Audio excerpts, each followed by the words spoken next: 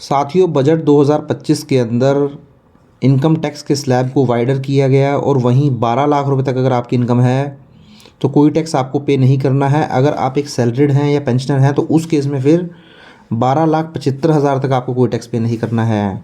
वहीं आप थंबनेल से देख पा रहे होंगे, अगर आपने इक्विटी शेयर या equity oriented mutual fund sell किए हैं और वहाँ पर आपको उनको सेल करने पर शॉर्ट टर्म कैपिटल गेन हुआ है और वो 4 लाख रुपीज़ तक है, तब भी आपको कोई टैक्स नहीं पे करना है। तो इसकी क्या सच्चाई है, क्या है इसके पीछे एक मैं आपको प्रैक्टिकल एग्जांपल समझाने की कोशिश करूंगा और देखते हैं कि क्या इसके अंदर सच्चाई है कि 4 लाख रुपए तक अगर आपको शॉर्ट टर्म कैपिटल गेन है तो आपको किसी भी तरीके का टैक्स पे करना नहीं है। तो देखिए, बजट 2025 जो आया है ये एप्लीकेबल होगा आपके फाइनेंशियल ईयर 25-26 के लिए, मींस 1 अप्रैल 2025 से 31 मार्च 2026 का जो ईयर है उसके ऊपर एप्लीकेबल होगा, जिसकी आईटीआर आप फाइल करेंगे 31 जुलाई 2026 तक। और अभी जो मेरा ईयर चल रहा है वो चल रहा है फाइनेंशियल ईयर 24-25, जो कि 31 मार्च 25 को ख़त्म होगा और इसकी आईटीआर आप फाइल करेंगे 31 जुलाई 2025 तक। तो पहले मैं आपको बजट के अंदर जो चेंज आया है 4 लाख तक कोई टैक्स नहीं पे करना है उसकी सच्चाई बताऊंगा। उसके बाद जो मेरा करंट फाइनेंशियल ईयर है इसमें भी आपको कितनी अमाउंट तक टैक्स पे नहीं करना है वो भी मैं यहाँ पर डिस्कस करूंगा। तो चलिए डिटेल में अपनी वीडियो की तरफ बढ़ते हैं। तो देखिए, सबसे पहले तो अगर आपने कोई इक्विटी शेयर या equity oriented mutual fund sell किए हैं और होल्डिंग पीरियड 12 महीने से कम है या 1 साल से कम है, या आप बोल सकते हैं कि आपने जो म्यूचुअल फंड या इक्विटी शेयर परचेज़ किए थे उसको परचेज़ करने के बाद 1 साल के अंदर अंदर या 12 महीने के अंदर अंदर अगर आप सेल कर देते हैं तो आपको शॉर्ट टर्म कैपिटल गेन हो जाता है। तो देखिए, शॉर्ट टर्म कैपिटल गेन के ऊपर जो टैक्स लगता है वो लगता है 20% का। तो चलिए अब हम उस प्रैक्टिकल एग्जाम्पल की तरफ बढ़ते हैं और जानते हैं किस तरीके से जो है कि आपको कोई भी टैक्स पे नहीं करना पड़ेगा। तो देखिए, सबसे पहले हम बजट की बात कर लेते हैं। बजट का मतलब है हमारा फाइनेंशियल ईयर 25-26। तो देखिए, 25-26 में मैं आपको बोल रहा हूँ 4 लाख तक कोई भी टैक्स पे नहीं करना है। तो सपोज़ यहाँ पर आपका 4 लाख रुपए का शॉर्ट टर्म कैपिटल गेन हो जाता है तो यहाँ पे आपको एग्जम्पशन कोई मिलती नहीं, जैसे कि लॉन्ग टर्म कैपिटल गेन के अंदर एग्जम्पशन मिलती है तो वो एग्जम्पशन आपको मिलती नहीं है।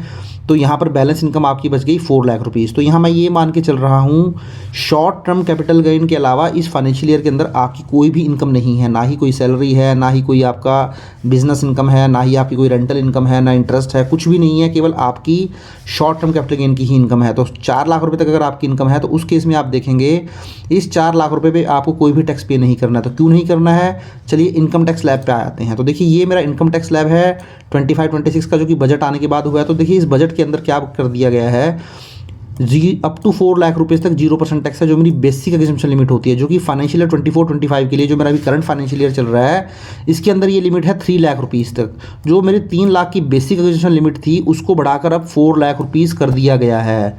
तो इसका मतलब ये है कि 4 लाख रुपीज़ तक आपको कोई भी टैक्स पे नहीं करना है। तो यहाँ पर अगर मेरा short term capital gain 4 lakh rupees है तो मैं ये बोल सकता हूँ कि ये जो मेरा 4 लाख रुपीज़ है इसमें से अगर मैं ये 4 लाख रुपीज़ लेस कर देता हूँ बेसिक एग्जम्पशन लिमिट के, बेसिक एग्जम्पशन लिमिट, तो मुझे उस केस में 0% टैक्स जो है वो पे करना है। तो देखिए, मेरा यहाँ पे जो टैक्स हो जाएगा, तो चलिए मैं इसको ऐसे कर लेता हूँ, 4 लाख माइनस 4 लाख इंटू 0%। तो यहाँ पे मेरा टैक्स जो हो जाएगा वो 0 हो जाएगा। तो देखिए, अगर आपका 4 लाख रुपए तक है, क्योंकि आपकी जो बेसिक एग्जम्पशन लिमिट है वो 4 लाख है, तो इस तरीके से आपका जो शॉर्ट टर्म कैपिटल गेन है उस पर 0% टैक्स पे करना पड़ेगा अगर कोई और इनकम नहीं है। अगर मान लो 4 लाख क्रॉस कर जाता है, सपोज अब ये 4,10,000 हो गया, तब भी कोई दिक्कत वाली बात नहीं है। तो उस केस में देखिए, आपकी जो इनकम है वो 4,10,000 हो गई। तो 4,10,000 पे अब आपको जो टैक्स पे करना पड़ेगा वो 20% टैक्स पे करना पड़ेगा। तो इस तरीके से आपको केवल और केवल 2,000 रुपीज़ का ही टैक्स पे करना पड़ेगा। वहीं अगर आपको सपोज ये 410 की जगह 450 हो जाता है तो देखिए 450 भी हो गया, तो क्योंकि 4 लाख रुपीज़ तक तो कोई टैक्स आपको पे करना ही नहीं है, क्योंकि बेसिक एग्जम्पशन लिमिट ही 4 लाख है। तो इस तरीके से आपका 4,50,000 में से 4 लाख रुपीज़ लेस हो जाएगा, जो बचा हुआ 50,000 है उसके ऊपर ही 20% आपको टैक्स पे करना पड़ेगा, जो कि बनता है 10,000 रुपीज़। उसी तरीके से अब मैं आपके इस करंट फाइनेंशियल ईयर के अंदर आ जाता हूँ, जो कि मेरा फाइनेंशियल है 24-25।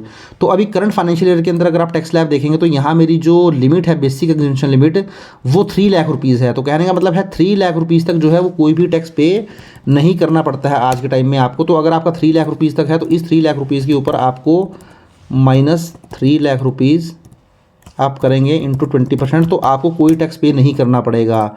लेकिन फाइनेंशियल ईयर 24-25 के लिए एक चीज़ आप ध्यान रखें, 20% का रेट अप्लाई होगा आपका अगर आपने अपने शेयर्स को सेल किया है 23 जुलाई या 23 जुलाई 2024 के बाद। अगर आपने 23 जुलाई 2024 से पहले ही सेल कर दिया है तो उस केस में फिर यहाँ पर जो रेट लगेगा वो 15% का रेट लगेगा, क्योंकि बजट 2024 के अंदर जो है ये चेंजेस किए गए थे। तो यहाँ पर भी सेम वही होगा। अगर सपोज करें आपका शॉर्ट टर्म कैपिटल गेन यहाँ पर भी 3,25,000 का हो जाता है सपोज, तो उस केस में से देखिए आपका 3,25,000 है, इसमें से 3 लाख आपकी बेसिक एग्जम्पशन लिमिट मिल जाएगी, ये वाली, ये लेस हो जाएगा। जो बैलेंस अमाउंट होगा 25,000 का, उसके ऊपर 20% आपको 5,000 पे करना पड़ेगा। इसी तरीके से अगर सपोज करें ये 3,25,000 की जगह 350 हो जाता है तो उस तरीके से आपको 10,000 टैक्स पे करना पड़ेगा।